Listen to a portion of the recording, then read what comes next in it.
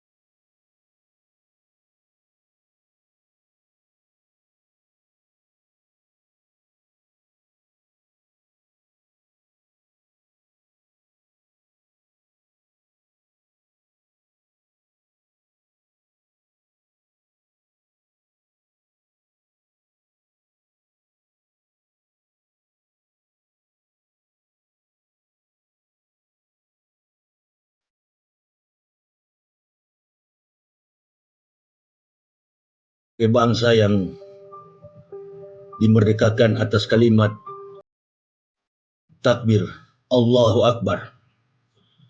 Mestinya kita bersyukur menunjukkan bahwa bangsa ini dimerdekakan atas berkat rahmat Allah yang Maha Kuasa. Kemah kekuasaan Allah telah dinyatakan melalui hadirnya para ulama-ulama ternama. Ulama-ulama yang telah memberikan segala kemampuan, intelektualitas mereka dituangkan demi kemerdekaan negara yang tercinta Republik Indonesia.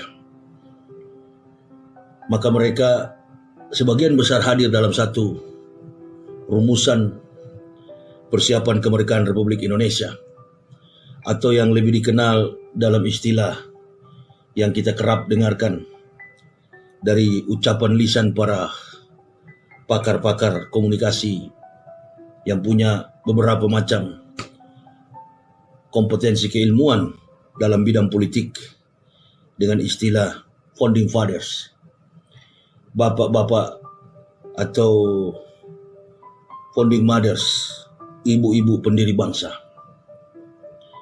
Dengan susah payah, keringat, darah, pikiran yang dituangkan untuk memerdekakan negara kesatuan Republik Indonesia. Andil besar adalah para ulama. Penghormatan atas ulama di hari-hari terakhir ini sepertinya sudah terkikis habis. Tidak tersisa lagi. Ini mengingatkan kita kepada hadis Rasulullah SAW, perkataan sabda Rasulullah, hubud dunya ra'su kulli khati'at. Cinta kepada dunia adalah akar dari segala kejahatan. Kejahatan yang kita kenal, kejahatan bersifat nyata, bahkan kejahatan yang tidak bersifat nyata, dibungkus dengan berbagai macam kepentingan politik. Nah, ini merupakan kejahatan tingkat tinggi. Kalau pelaku kriminal melakukan kejahatan, itu bagi saya pribadi adalah perbuatan kejahatan tingkat bawah. Tapi bila kejahatan sudah bersifat sistemik, masif, dan sudah merupakan satu bangunan, susunan konstruktif dalam kehidupan bernegara, inilah yang menjadi ancaman bagi persatuan dan kesatuan, keutuhan negara kesatuan Republik Indonesia. Selaku putra-putri bangsa, tentu kita bersyukur kepulangan Habibana Rizik Syihab adalah menambah satu daya energik yang kuat di dalam kita membangun peradaban dunia, secara khusus kemerosotan akhlak yang terjadi di tengah bangsa ini. Sebagai anak cucu Rasulullah Shallallahu Alaihi Wasallam yang punya kemampuan ilmu Islam yang luar biasa, saya pribadi orang yang bukan terlahir dari keluarga Muslim, tetapi sangat-sangat menghargai hidayah yang Allah berikan kepada kami sekeluarga, dengan memihak, membela mati-matian kepada kaum-kaum terpelajar secara akademik Islam. Apalagi seorang anak cucu Rasulullah, darah yang mengalir dari dalam jiwa mereka itu adalah merupakan titisan dari para nabi yang patut kita hormati, yang patut kita banggakan, karena merupakan sumbangsi besar bagi keberlangsungan kehidupan keutuhan negara kesatuan Republik Indonesia. Apa jadinya kalau hal ini selalu dijadikan sebagai kekuatan politik dalam bernegara, dan kemudian mengungkit-ungkit peristiwa hukum yang sudah boleh dikatakan hanya dibuat-buat, hanya dicari-cari kesalahannya. Inilah satu kejahatan yang terstruktur, bersifat sistemik, masif. Sebagai manusia biasa yang penuh dengan kelemahan dan kekurangan, baik dalam bertutur kata, berbicara, apalagi berperilaku, siapapun manusia, mulai dari pemimpin negara, para pembantu, sampai pembantu pemimpin negara, menteri-menteri, anggota parlemen, bahkan sampai ke tingkat ulama pun, kita hidup dalam satu ruang yang disebut dengan dunia. Kita membutuhkan aspek fisik, kebutuhan jasmania. Akibat kebutuhan inilah kita banyak terperosok ke dalam berbagai macam kejahatan, karena ambisi, karena sifat untuk mencintai dunia. Demi kekuasaan, demi pangkat jabatan, bahkan demi harta kekayaan yang kita ingin rebut, cara apa saja kita lakukan demi menghancurkan sesama kita. Tidak peduli, bahkan kita menerabas segala prinsip-prinsip dan norma-norma yang berlaku dalam etika keagamaan kita. Saya orang yang belum lama, masih hijau dalam berislam ini, tapi apa yang diajarkan Nabi, innamal mu'minuna ikhwah asyidau alal kufar, keraslah kamu dengan orang-orang kafir, sesungguhnya sama-sama Muslim itu bersaudara. Menjatuhkan, melemahkan, memenjarakan sama Muslim bukanlah sifat orang yang beriman. Kita ketahui bersama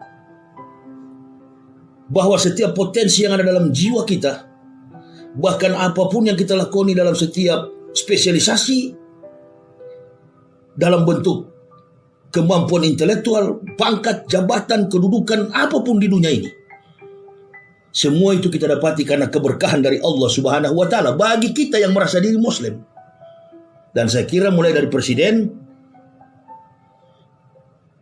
sampai kepada panglima, Pangdam, Habibana Rizik Syihab, dan mayoritas komponen bangsa ini beragama Islam.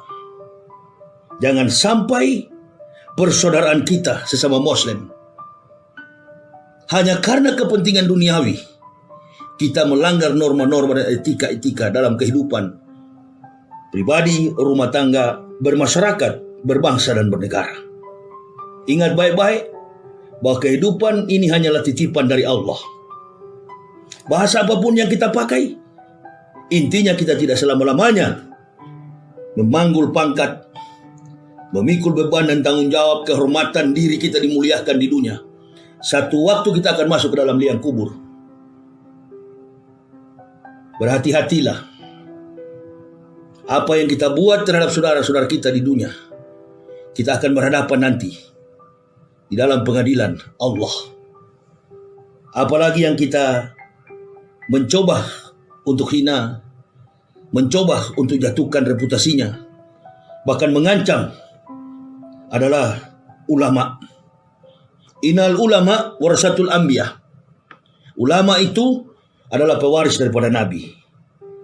Menghabisi ulama sekelas Imam Besar Habib Rizik Syihab, apalagi sama saja melukai Rasulullah Sallallahu Alaihi Wasallam. Bagi saudara yang beriman, kita sadar dalam sistem politik di negara kita, mulai dari Presiden Jokowi mempunyai massa pendukung. Walaupun kita hidup dalam satu lingkaran kekuasaan yang bersifat demokrasi, tetapi setiap pemimpin itu pasti ada pendukung. Dan kalau ada pendukung, berarti ada yang tidak mendukung. Pro kontra itu selalu terjadi, merupakan hukum sebab akibat. Antum menjadi seorang pemimpin sudah merupakan sebuah hukum kausalitas. Maka antum bersedialah untuk mendapat pendukung, dan juga sebaliknya. Akan ada pihak oposisi, para oposan yang akan memantau, mengkritisi setiap kebijakan politik yang diambil. Apalagi negara kita, Kesatuan Republik Indonesia ini, segala kebijakan politik, segala kebijakan hukum dalam aspek pergaulan di masyarakat, bahkan dalam etika kepemimpinan, bernapaskan Pancasila. Ruang gerak itulah yang membatasi kita, sehingga mulai dari sifat kemanusiaan kita, etika beragama yang paling di atas, ketuhanan yang Maha Esa, yang melandasi pemikiran kita akan kesadaran hidup dan mati kita nanti. Maka kita, negara Indonesia, dikenal sebagai negara yang bertuhan. Ketuhanan yang Maha Esa merupakan satu keberuntungan yang besar bagi negara ini. Sementara di negara lain tidak bebas.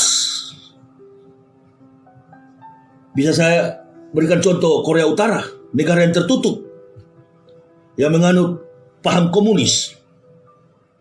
Tetapi kita di Indonesia dengan beragam suku, kaum, bahasa, sampai kepada agama. Maka Indonesia dikenal sebagai bangsa yang pluralistik. Untuk melihat jejak langkah pluralisme itu adalah bagaimana dalam kehidupan kebinekaan ini kita jujur di dalam mengamalkan setiap agama kita masing-masing. Mengingat besok kita akan kembali. Bagi orang mukmin, kita disuruh berkasih sayang oleh Allah satu dengan yang lainnya.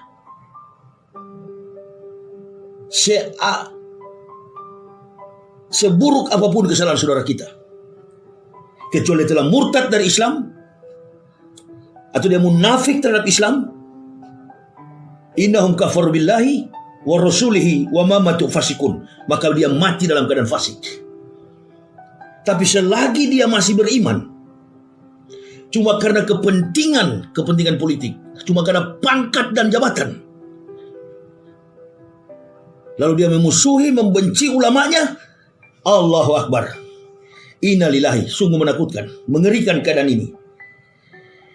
Pangkat dan jabatan itu tidak kita bawa ke dalam kubur. Doa dari para ulama, doa dari para jamaah. Apabila kita sudah menyakiti, sekali lagi, innal ulama warasatul anbiya. Ulama itu pewaris Nabi. Saya ini pribadi bukan ulama, saya bukan ustadz, saya mengerti sedikit ilmu Islam. Maka saya datang untuk menyampaikan, mengklarifikasi sekaligus meluruskan. Saya tidak yakin kalau Bapak Panglima yang terhormat, Bapak Pangdam Jaya yang terhormat, memusuhi dan membenci Habib Rizik Syihab. Saya tidak percaya. Yang saya percaya, ada upaya orang lain untuk mengadu domba. Itu yang saya percaya. Saya percaya Bapak Panglima, Bapak Kapolri, Bapak Panglima Kodam, setiap subuh mengangkat kedua tangannya, takbir di hadapan Allah, Allahu Akbar, sampai malam hari, 5 waktu dalam sehari. Saya yakin, di kesempatan ini saya hanya berpesan, para pemimpin-pemimpin kita mulai dari Bapak Presiden sampai kepada para ulama-ulama dan seluruh komponen masyarakat mayoritas ini, mari kita bersatu, saudara-saudara. Hukuman berat sekali akan kita terima kalau kita murtad dari Islam, munafik terhadap agama ini. Kita tidak diperhitungkan lagi sebagai umat Nabi. Nauzubillah summa nauzubillah, tempat kita adalah neraka jahanam. Tapi jika kita berkasih sayang, saling mengampuni, tidak saling menyakiti, bahkan memenjarakan, Allahu Akbar, keberkahan itu tidak di akhirat, di dunia pun kita akan bersama-sama. Maka bangsa ini menjadi bangsa yang baldatun, toibatun, warabbun ghafur. Beberapa minggu ini saya perhatikan setiap tayangan televisi selalu mengungkit-ungkit itu. Ini media-media sosial, media-media televisi, informasi yang berkembang, media cetak, hanya menjadi provokator. Ada sekelompok orang yang tidak suka kita bersatu. Komponen masyarakat bangsa ini tidak ada. Dia cuma jumlahnya kecil. Siapa mereka? Mereka yang suka mengadu domba.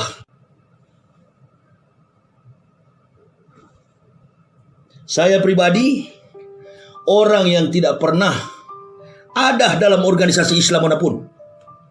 Kepentingan kami masuk Islam adalah tujuan kami surga. Allah memberikan sedikit kemampuan untuk saya bisa berdakwah, saya berdakwah. Dengan tidak pernah meminta pembelaan makhluk. Ini ustu bi rabbi wa rabbukum. Hanya bergantung atas pertolongan Allah Subhanahu wa taala. Hadza sirati mustaqim. Itulah jalan yang lurus.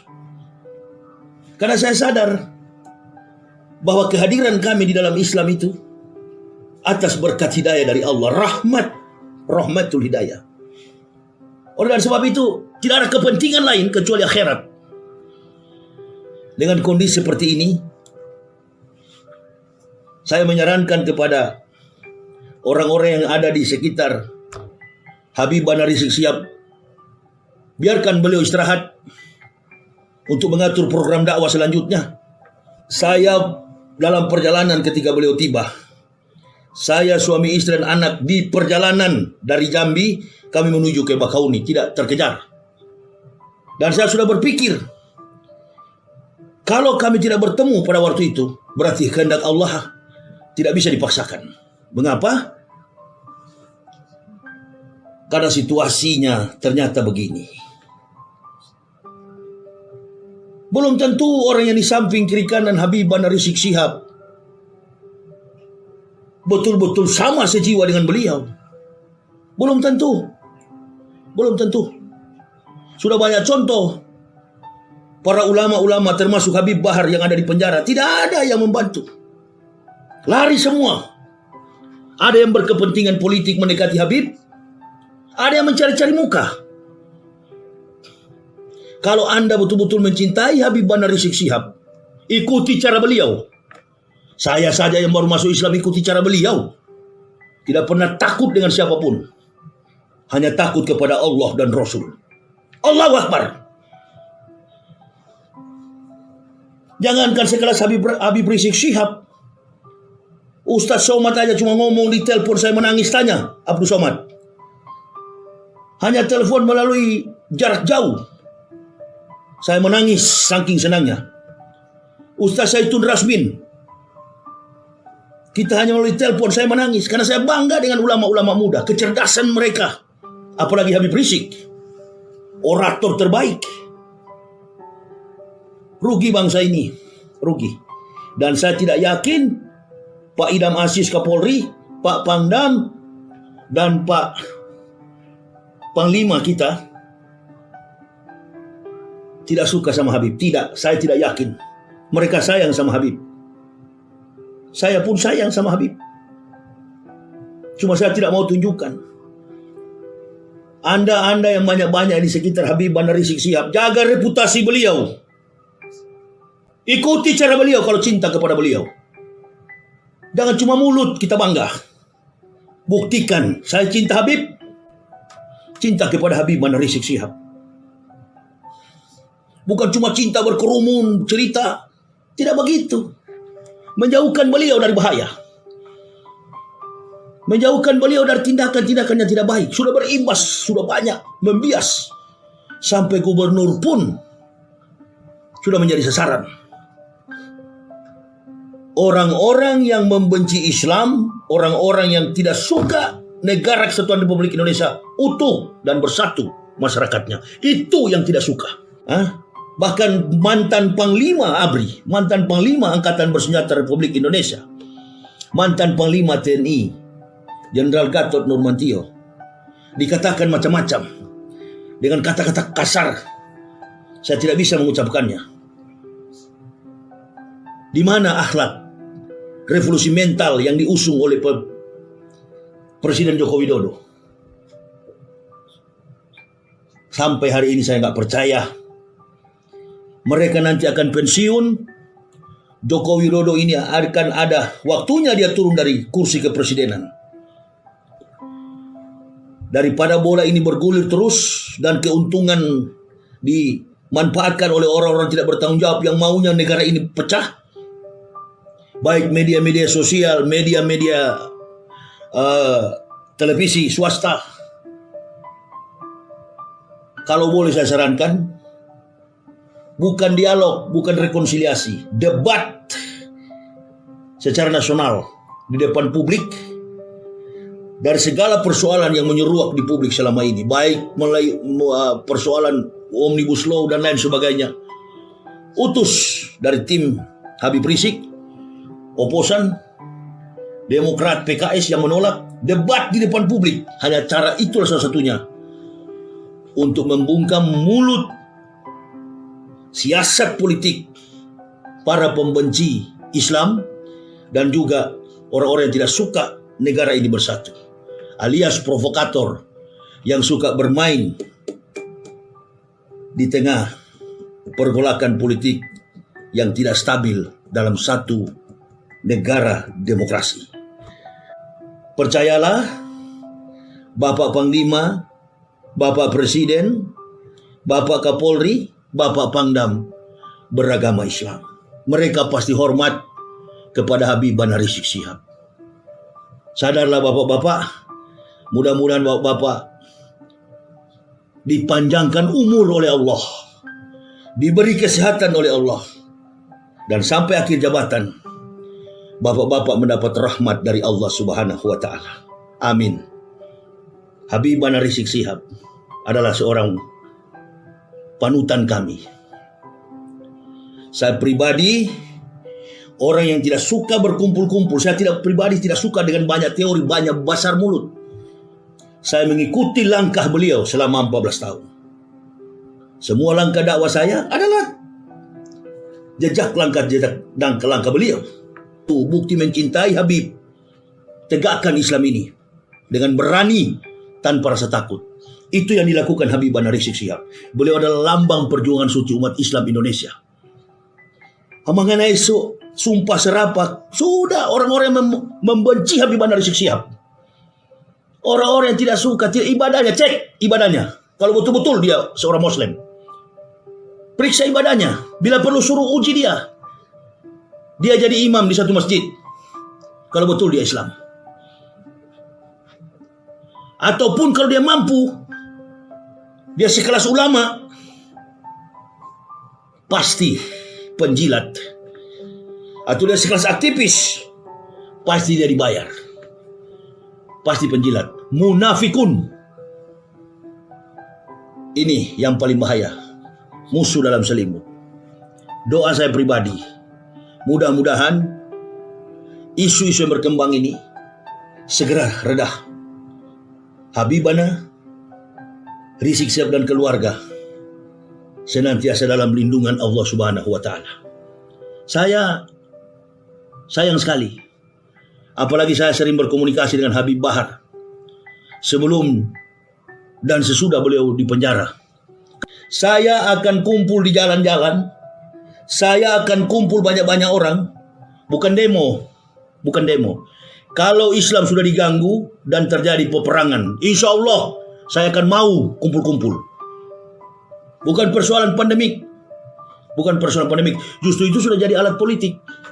Justru itulah yang membuat mata kita terbuka bahwa persoalan bangsa ini ternyata lumpuhnya pada sila yang kelima, keadilan sosial bagi seluruh rakyat Indonesia. Lain ditindak, lain tidak ditindak. Jadi sudahlah, itu tidak usah menguasai hukum pidana, orang sudah tahu ini tidak adil.